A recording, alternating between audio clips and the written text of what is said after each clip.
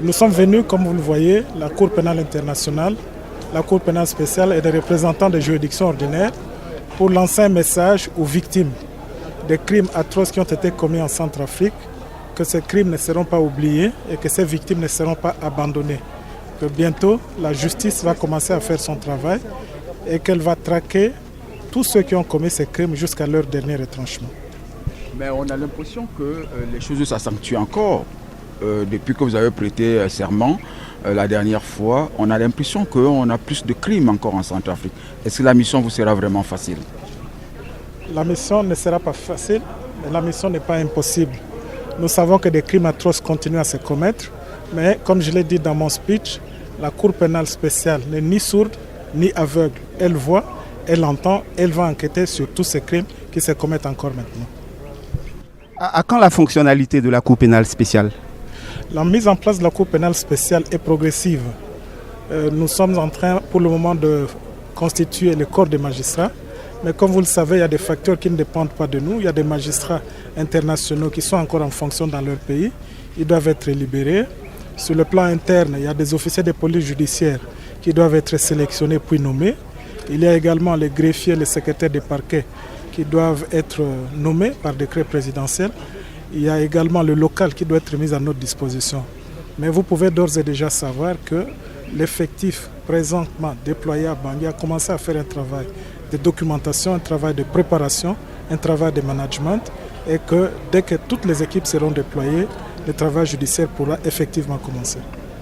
Monsieur le procureur spécial, quelle est la complémentarité entre les juridictions nationales, la Cour pénale spéciale et la Cour pénale internationale? C'est une complémentarité qui est inédite. Parce que lorsque vous lisez les statuts de Rome, l'article 1er et son préambule nous disent que la Cour pénale internationale est complémentaire des juridictions nationales. Alors que la loi qui crée la Cour pénale spéciale dit le contraire. Elle dit que la Cour pénale spéciale est complémentaire de la Cour pénale internationale et elle-même, la Cour pénale spéciale, a la primauté sur les juridictions nationales. Cela signifie quoi? Cela signifie que le législateur centrafricain a mis en place une architecture judiciaire atypique qui repose sur 3 piliers. La Cour pénale internationale, la Cour pénale spéciale et les juridictions nationales. De cette façon, ces 3 ordres de juridiction qui sont placés en ordre de bataille peuvent mener très large leurs investigations, ratisser les plus larges possibles. Et donc la lutte contre l'impunité sera plus efficace si ces 3 ordres de juridiction sont complémentaires et travaillent en synergie. Tout à l'heure, je vous avais posé la question sur le choix de Bambari. Pourquoi ce choix? Pourquoi la ville de Bambari choisie pour la célébration de la journée internationale de la justice?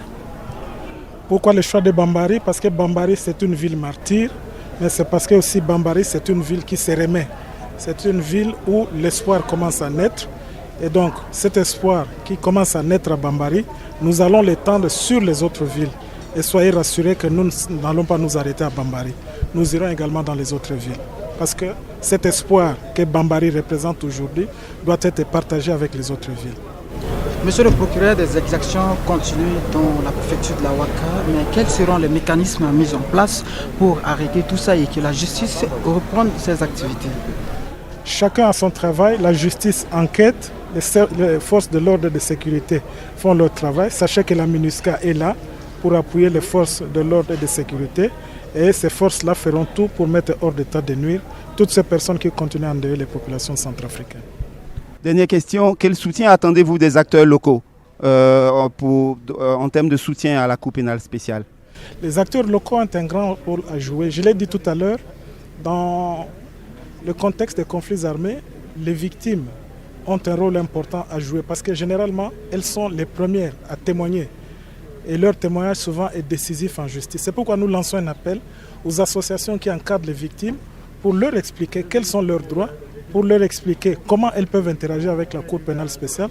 Nous sommes en train de développer nous-mêmes des stratégies pour sensibiliser les victimes, pour les atteindre. Et de cette façon, la Cour pénale spéciale, en synergie avec les victimes, pourra mieux organiser les poursuites et mieux asseoir son accusation. Monsieur le procureur, saviez-vous que vous deviez être le procureur de la Cour pénale spéciale en Centrafrique? À vrai dire, je ne le savais pas, mais mon passé comme procureur militaire en RDC m'a suffisamment préparé pour affronter les défis. parce que la situation de la RDC ressemble à bien des égards à celle de la Centrafrique. Et j'ai eu un passé de 10 ans comme procureur militaire en République démocratique du Congo, et point focal de la Cour pénale internationale. Donc les défis que je rencontre en Centrafrique sont à peu de choses près les mêmes que j'ai eu à rencontrer en RDC. Donc je me sens suffisamment préparé pour affronter ces défis. Depuis que vous êtes là, quel constat faites-vous? Vous personnellement, quel constat faites-vous d'une manière générale sur les crimes en Centrafrique? Un constat d'abord d'une volonté commune de rejeter ces crimes, une volonté politique continue de soutenir la justice, une volonté politique qui est concrétisée par le fait que la loi créant la Cour pénale spéciale a été adoptée pendant la transition et les autorités élues immédiatement après la transition ont continué à mettre en œuvre cette loi. C'est assez rare dans nos pays africains de voir deux régimes qui se suivent confirmer les décisions prises précédemment par le régime antérieur.